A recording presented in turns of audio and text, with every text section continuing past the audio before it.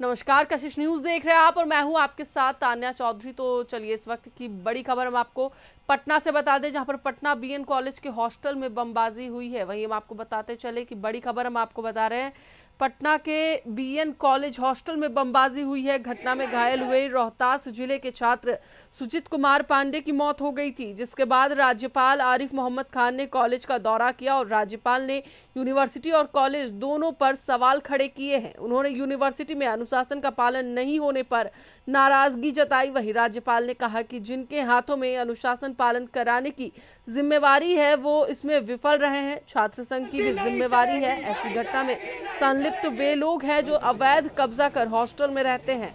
अनुशासन को मानना और इसे पालन करवाने का तुरंत होना चाहिए। आपराधिक गतिविधियों के चलते ऐसा माहौल बन रहा है।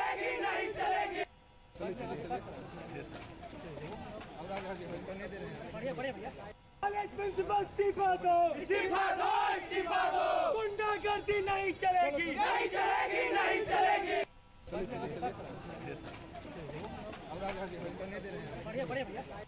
प्रिंसिपल इस्तीफा दो, इस्तीफा दो, इस्तीफा दो। गुंडागर्दी नहीं चलेगी।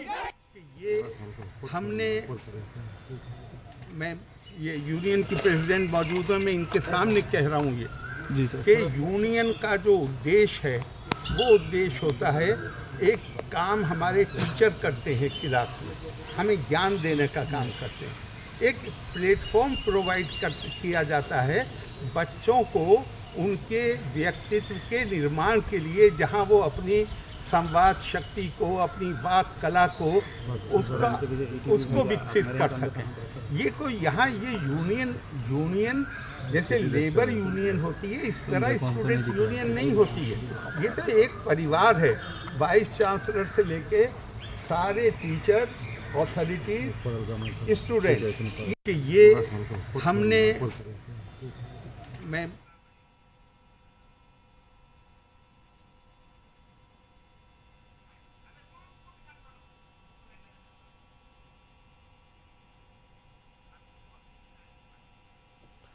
और इसी पर अधिक बातचीत के लिए हमारे साथ हमारे सहयोगी आशुतोष जुड़े हुए हैं, उनसे बात करेंगे।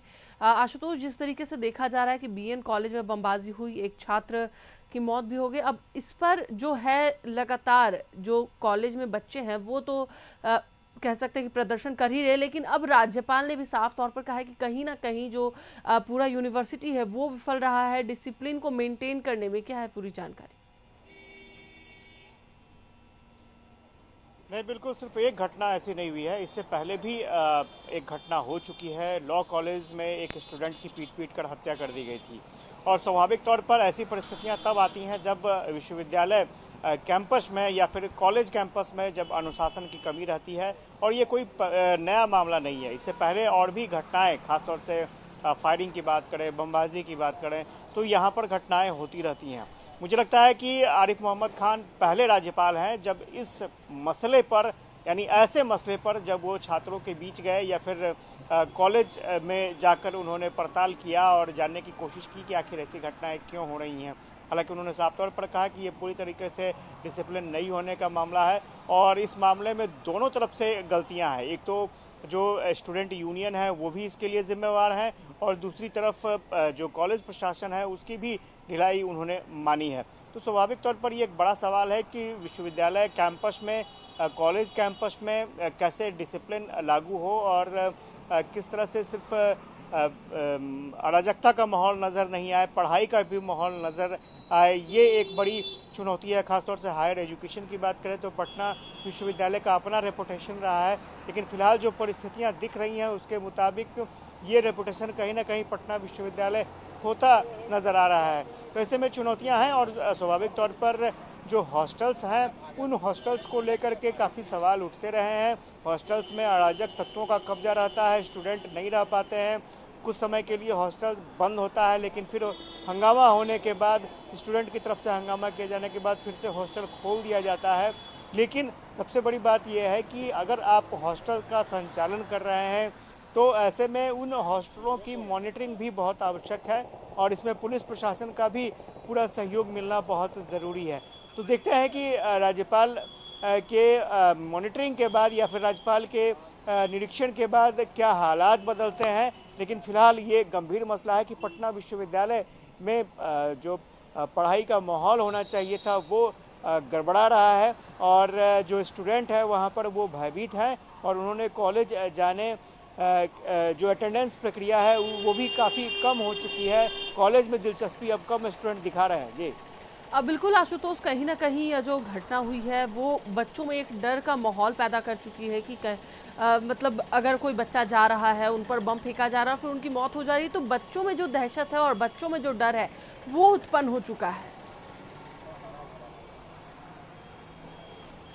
नहीं, सिर्फ बच्चों में ही डर नहीं है, उनके पेरेंट्स भी हैं। अगर वो ये चाहते हैं कि उनके बच्चे बिहार के सबसे बेस्ट कॉलेज में पढ़ाई करें तो ऐसे में उनके साथ जो प्रशासनिक व्यवस्था है या फिर कॉलेज एडमिनिस्ट्रेशन है उनको भी सपोर्ट करना चाहिए, क्योंकि जैसे ही कॉलेज में एकेडमिक माहौल गड़बड़ होगा तो इसका असर न केवल स्टूडेंट्स के भविष्य पर पड़ता है, यहाँ तक कि जो स्टूडेंट्स को पढ़ाने के लिए दूर दराज इलाकों से जो गार्जियन बच्चों को पटना भेजते हैं उन पर भी इसका निगेटिव असर पड़ता है। वो भी अपने बच्चों के कैरियर को लेकर के चिंतित हो जाते हैं। और फिलहाल इस घटनाक्रम के बाद ये देखा जा रहा है कि कॉलेज कैंपस में अटेंडेंस काफ़ी कम दर्ज किया जा रहा है, तो स्वाभाविक तौर पर ये एक चिंता की बात ज़रूर है।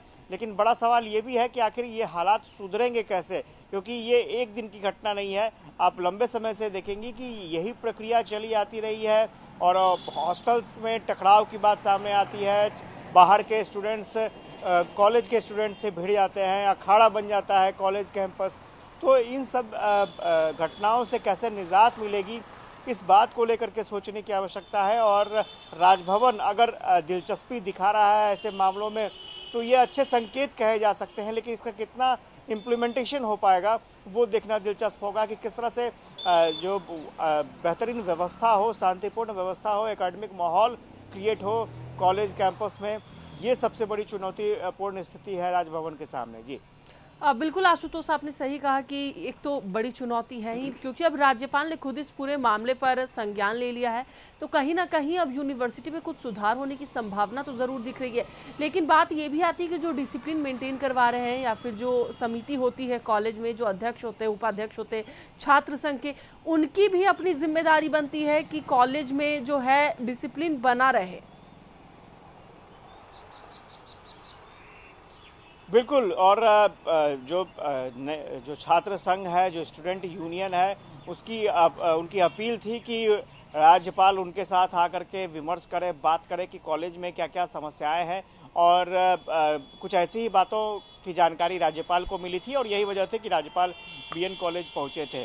तो इसमें कोई दो राय नहीं है कि जो स्टूडेंट यूनियन है उनको भी सकारात्मक भूमिका निभानी होगी, क्योंकि अब विश्वविद्यालय में चुनाव भी हो रहे हैं और ये कहीं से कोई ये नहीं कह सकता है कि विश्वविद्यालय की जो परेशानियां हैं वो सही जगह पर, सही प्लेटफॉर्म पर नहीं पहुंच पाती होंगी।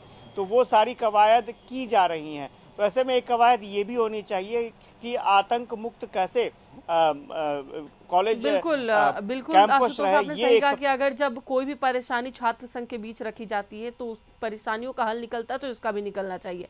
फिलहाल बहुत बहुत धन्यवाद पूरी जानकारी के लिए। तो एक बार फिर से आपको बता दें कि जिस तरीके से बीएन कॉलेज के हॉस्टल में बमबाजी हुई है, उसके बाद फिर राज्यपाल वहां पहुंचे और उन्होंने साफ तौर पर इस पर संज्ञान लिया है। अब चलिए बढ़ते